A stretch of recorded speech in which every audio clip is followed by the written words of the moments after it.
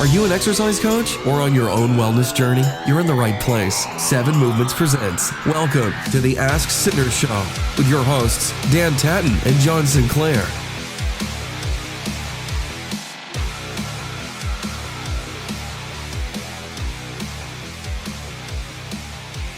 All right, hello everybody. Welcome to the very first Ask Sinner Show, the premiere episode with the legend himself, John Sinclair. I'm your host, Dan Tatton, and the way this show is going to work is you're going to ask some questions. I'll ask them on your behalf, and John's going to do his best to answer them. So, welcome, John. Hey, yeah, thanks. This is pretty weird. Like, I feel, as you know me, I'm kind of humble guy, so this is weird that there's a show named after me. But the cool part is that I don't know what questions are coming my way, so we're going to try and just rattle them off, and hopefully we can provide some cool, maybe some entertaining, but also some enlightening information for folks. There's going to be some good stuff in here. So since this is the first episode, I thought I'd start out with, who are you, John? And just give us a little bit of background on what you do. Okay, thanks. Who am I? Well, I'm a Leo. No, I grew up in small town Saskatchewan in Canada, and I did my schooling at the University of Alberta in Edmonton, and then I spent about 13, 14 years with a company called World Health in Edmonton, and it was an amazing company to work for. It really helped launch, I guess, where I'm at right now. So I worked as a personal trainer there and became the director of continuing education and the director of performance at World Health. And then over the course of, I guess, over 2009, I became faculty for a company called PTA Global. And that allowed me to kind of start educating personal trainers all over the world. So we were teaching mentorships and educating online and doing some cool stuff like that. And PTA Global actually created a certification for personal trainers. So I got indoctrinated into, well, what is the information that we're trying to teach the trainers? How can we make them more successful? And then how do we support them? So that was really my first role in going to conferences and presenting on behalf of them as well. And then I started working, since then, started getting involved with a company called the Institute of Motion. So I was starting my own kind of consultancy in Edmonton while I was still with World Health. And my good friend, Michel Delcourt, for some of you guys that might know who he is, he was the inventor of Viper and is the principal for Institute of Motion. And he asked me to come on board and be a part of that. So now I'm also a part of the Institute of Motion as their programming officer. So I write all the programming for such big companies as 24 Hour Fitness, for Nike, for Skills, and a whole bunch of these different companies that kind of ask us to come in and help create some education. And the thing we're really passionate about right now is we build education for health coaches. So we try to take this spin off of personal training and help trainers evolve into becoming health coaches. So while all that was happening, I got recruited to work as a fitness director in Weston, Florida, at a company called Midtown Athletic Club. So I actually moved from Canada to South Florida. So now I live in South Florida. I don't work with Midtown anymore. I actually have my own facility with a partner here in Davie, Florida. And so we have a facility there. And then amongst all that going on, I got to hang out with Dan Tatton. And Dan brought me in to be work with him with 7 Movements and us create some cool strategies and opportunities for people that, I guess, want to live a healthier and happier life doing the activities that they love to do, and now get the opportunity to do so with hopefully some of the strategies that we can provide them so that they don't have the issues and the struggles that they're having. So, that in a nutshell is what I've been doing over the last 20 years, I guess, since I got out of school. Great. Thanks, John. And I know, speaking from my experience working with you, it's been great. And I can't wait for you to start answering some of these other questions, because you're just going to provide value to people. And so let's just jump right into them. I've got a question here from Kevin. I'm just going to do first names for now. We'll see how interested people get in as they start submitting questions to include their whole name. But Kevin asks, what are your thoughts on the daily articles spouting health advice that often contradict one another? Ooh, Okay, so my first thought on it, it's such a challenge for people out there to try to be informed. You're right. My experience on it has been that when an article is written, especially in a blog form, it's usually taken an opinion. It's not necessarily a research study, although they will try to find research to support these opinions. And then particular media will, or the people that are writing the article will take a particular stance, which is cool. I love the idea of arguing and counter-arguing. Though most people that know me know I love to argue and try to create some argument because I think it's very healthy. The issue is that we have so much information at our disposal that it's often that we're misinformed. And it's not that the information isn't valuable, it's that it's just not complete. And the problem then is that our society, so I'm going to say the North American society, because I experienced this in America as well as I did in Canada, is we're looking for one answer. And often the media tries to perpetuate what we're trying to gain by here's the top 3 of this, or here's the one thing you need to do. And it's not relevant. And that's a struggle for us as educators and for us to try to give coachable opportunities for people to improve upon what they're trying to accomplish, is that they're also inundated with, well, can you give me the best exercise for this? Can you give me, what should I be eating? Should I eat this more than I should eat this? And the reality is, well, no, you got to do everything. And so what we now subscribe to is this idea of continuum thinking, is that there is no right or wrong. There is no good or bad. Everything exists on a continuum, and everything has a cause and effect. So if I do high intensity interval training, well, that's awesome, but it's not something that I can do long term. Just like I can't do high intensity steady state, or so I can't enroll in a CrossFit gym and do all the high intensity WODs of the day and not expect that I'm not going to explode at one point in time, right? So the body just can't sustain that level of intensity. So I guess in a nutshell, and to wrap up this question, it would be that everything that you read, you're going to have to take it with a grain of salt and realize that it's coming from a particular perspective.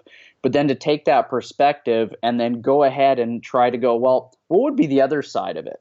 What's some information that I could go and find there that might be counteractive to this? And then lay it out on a continuum and go, where might that exist here? Are both points kind of really on this side, or are more points more on this side, or are they kind of spread out? And if you take that approach and try to apply it into maybe something that's more relevant to you, then with knowing that there's lots of circumstances around it, then I think all that information is valuable, but it definitely is misleading. Great. So are you saying that I should or shouldn't eat my eggs in the morning? You should definitely eat your eggs in the morning. Okay, great. Thanks, Kevin, for that question. It's something that we think about a lot here at Seven Movements too, and as far as that education piece and trying to figure out, how do we get people the information that they need without taking a dogmatic approach to thinking about it. Yeah, 100%. So, next question, John, it's coming from Mary, and it's a very classic trainer question that you're going to get. Am I able to target specific areas for toning with exercise? So I think what she's saying is, if I have a specific spot on my body that I want to tone up, am I able to do it with specific exercises? This is a really interesting question, because for a lot of years we actually kind of poo-pooed it and said, no, you can't spot reduce in terms of total fat reduction. However, again, the continuum of thinking. There actually is more research now to prove that if I do abdominal related exercises, that there is more circulation going to that area because it's being loaded with force. And the more circulation that I drive to that particular area, then there's a possibility that I actually create some motility there too. So motility of cells, so adipose tissue actually having to move and be circulated. So what's interesting is that there is some research to prove that you can actually spot reduce from doing activity there now, when all throughout my schooling, it was like, no, that's not actually applicable. And so what's interesting now is they're actually kind of moving on all sides, saying that, well, actually we are seeing a change in subjects that are doing these particular exercises for this particular outcome of losing fat in this particular site. And so it'll be interesting to actually see how much further the research takes us and to realize that there could be a possibility for that. And even deeper answer to that question is, why do I want to lose fat in that particular area? Right? And that goes into the whole mindset of things. And so I'm starting to try and dig deeper on the role of fat in movement. And so I've done a couple blogs on that and talked about that in the past, is that, well, if I want to spot reduce fat in a particular area, why might I want to do that? Because maybe that fat in that particular area is there as a means to actually help you move. And so for us, I work a lot with rotational athletes. So athletes that generate a lot of power through rotation. And then we're on this search to try to get them leaner and leaner and leaner. And I'm starting to think, well, maybe we shouldn't be doing that. Maybe we should try to keep some of that fat in that area. And so, but because they're rotational athletes, is it that they're accumulating fat there to help them be able to produce power? Or are they accumulating fat there because they don't eat good, healthy, nutritious foods? So the real trick is trying to figure out, well, what's the most important thing and what's the outcome for that person, and why is that so important to them? Great. Interesting answer. People, leave your comments on the video. I'm sure John will be reading them, and you might even get into a healthy debate with him about some of this stuff. So Laura asks, picking a trainer is such a difficult task. Any advice? Yeah. Wow. So is picking a lawyer. All right. So is picking a doctor. So is picking someone to coach your kid baseball. I think there's just like anything else. I don't necessarily think that you should look for a coach or a trainer just solely based on their education. I don't think you should pick a trainer just solely on their experience. I think there needs to be a healthy combination there. More importantly, the reality to me is that this business is not about exercise, it's about relationships. And so the most important person that is going to coach your kid or coach you is someone that you're going to enjoy to spend time around, right? And so if you're hiring somebody just to yell at you or to create an extrinsic motivation that is going to get you to the gym, that's great, but it's going to be very short-lived. The clients that I've had have been with me for, when I was in Edmonton, I had clients that were with me for over 10 years, and it was because we were friends. And so the relationships that you build in this industry, that's really what I think you should be searching for if you're looking for a trainer, is someone, do I get along with this person? Does it kind of feel like we could be friends? Does it give me a sense of he has similar value system that I do? Does he care about me as a person? Right? And so if that kind of resonates with you, then I think you're on the right track, because this really isn't about exercise. It's really about the relationship that we're trying to build with you. Excellent. And maybe on the flip side of that, young trainers, take heed of this advice as well when you're taking on clients from the flip side of that. Next question, James. Your book encourages our book. Your book encourages short bursts of exercise throughout the day. Can that really make a difference? It's a great question. I think we got stuck in. I was one of these people too. I used to say to my clients, "Why are you getting up and moving out throughout the day? Just seriously, you're going to go for a walk? How is that going to help you?" And that was my mindset as a trainer, 12, 15 years ago. And the reality is it does help you. And so these short little micro workouts that we're calling them, we're starting to see them move the dial on health. And so the long-term longevity or successful aging that we're looking for, I'm 40, I'll be 41 years old next month, and I'm already starting to see a shift in my health. And it's happening because we're just more stagnant than we ever used to be. And this stagnation, I believe, is going to have a greater effect on long-term or the long-term health struggles that you're going to end up with. And the research is starting to support it. NASA's doing research on it. There's all kinds of research looking at long-term studies of people that have been active throughout the day versus, our office workers, those people that are sedentary. And what they're finding, which is really staggering, is that those people that go to the gym for an hour a day, say 3 days a week, and I think some of the studies have even been looked at frequency as high as 5 days a week, that go there, quite routinely, put in the effort, work really hard for that 1 hour, then they're stagnant for the rest of the day, actually show no more long-term health benefits than those people that are already sedentary throughout the day and don't exercise.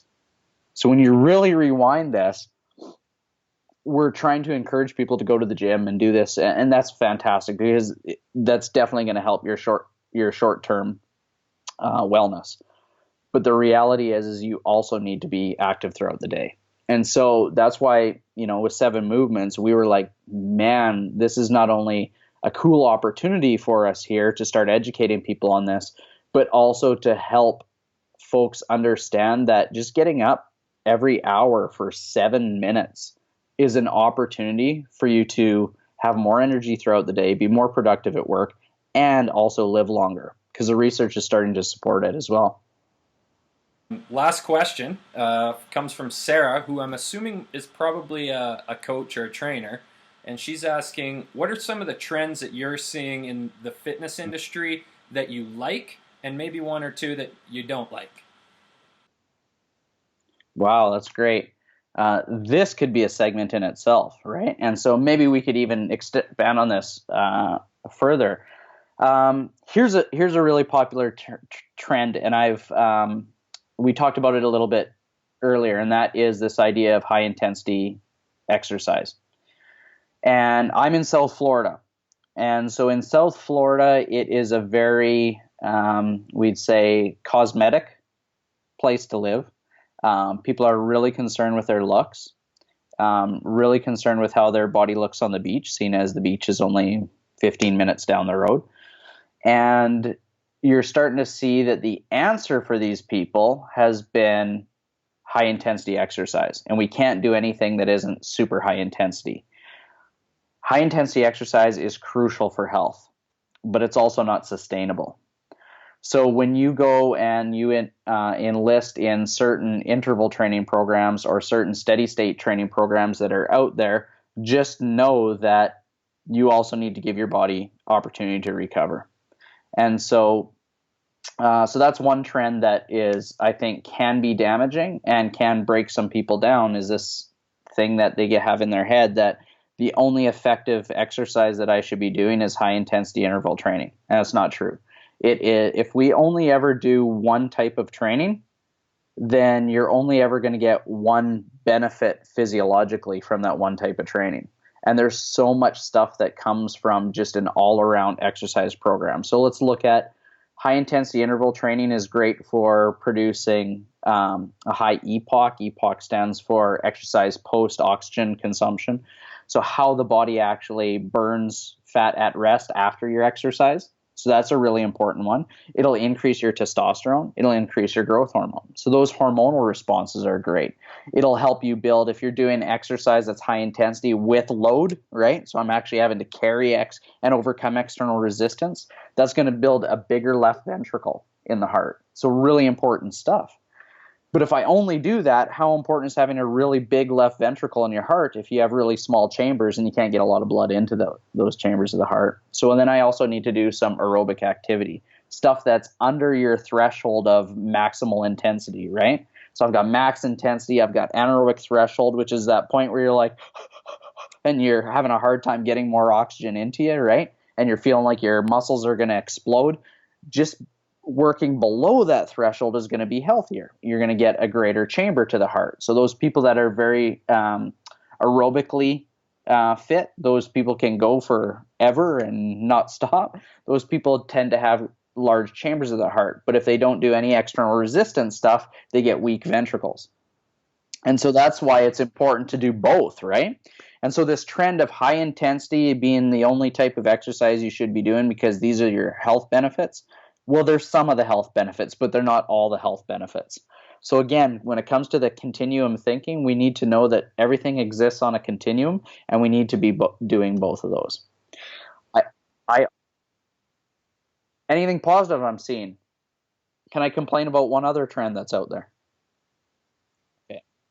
I work in South Florida, as I mentioned. I work with a lot of athletes. And one of the big things that's happening now is I work with these kids that are down here in an environment that they can play one sport 365 days a year. And that is starting to become a problem, is parents encouraging young kids to be one sport athletes. So what they do when they come see me is I take them away from their sport specificity and actually do things that are different, so that they get a little bit of different types of movement skills. So I might have a tennis player catching balls instead of hitting them, right? And things like that, so that they're learning other motor skills. Because as we see them start to age, we're starting to see that they're starting to get some overuse injuries and some imbalances that shouldn't exist in kids today. So what we want to try to see is we want to see kids improve their athleticism, not improve their fitness. And so this trend of I want to have my kid decide to be a hockey player and he wants to play winter hockey and summer hockey in Canada, we might say, well, what would be the benefit of that and why might we do that? And then they're going to go hire a trainer or hire a coach to help them with their fitness. Maybe fitness isn't what they need. Maybe more athletic development is what they need. So they need to start looking at, and that's the take that I have on it, is I'm not so interested in what your fitness level is. I'm interested in is how well can you develop as an athlete? Because we're seeing kids at the college level that lack basic movement skills that we have to teach them because they become baseball players for the last 15 years of their life, right? So now our goal is to try and create this awareness of multi-sport athletes being important for development of your child, as opposed to just being, oh, I'm keeping them active. It's important to keep them active, but also really important for you as a parent to develop them into great human beings, not just great little characters, right? Yeah. Okay, you said positive trends, right? Yeah, let's give one good thing that's happened in the industry right now that you see.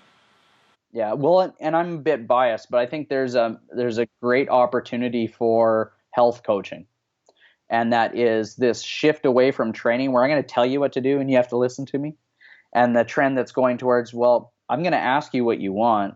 And then I'm going to interview you. And then you're going to learn through your own experiences from me asking questions back to you on what those answers might be. And that's how we might judge coaching. And for me, coaching is, and one of my great mentors helped explain this to me, is a coach is someone that guides you to where you want to get to. They're not the person that's driving it there, right? You're driving your own journey, but we're the ones that are going to help you guide and give you the roadmap on how you're going to get there. And so for me, I think this opportunity for us to think more about how we can inject health and healthy behaviors for people is going to be a trend that's going to move further and further. And that I honestly think that personal training is going to do this. So the amount of opportunity that personal trainers are going to have is going to go like this. And it's not because personal training isn't something that's worthwhile. It's because the people that are going to be requesting help from a personal trainer is going to be less about fitness and more about health. And so now health coaching is going to replace that need, I guess. And that occupation is going to shift from personal training into health coaching. And that's what we're busy developing at IOM, where we're trying to do at the corporate level with 7 Movements, is to try to get this thought process and this philosophy around health as opposed to fitness. Great. As usual, just pure gold from John Sinclair. Just so the audience knows, I haven't told John this yet. So at the end of each of these episodes, I want John to ask a question of the day to the audience listening. Ooh, okay. So John, put you on the spot here. What do you want to hear from anyone watching, and what kind of information would you like them to send our way? That's a great question. Why do you exercise? Great. Another thought-provoking question from Mr. John Sinclair. Thanks, everybody, for listening to our very first episode. Hopefully you got some nuggets out of here that you can take home and put to use. Any last words there, John? No, thanks for your time. There's so much information out there. We value the fact that you've tuned in to listen to what we've had to say. Hopefully it was valuable for you, and come back for more because we've got lots more to share with you. Thanks so much for listening to 7 Movements Presents The Ask Sinners Show with your hosts, Dan Tatton and John Sinclair. For more great content and to stay up to date, visit 7movements.com and on Twitter and Facebook at 7.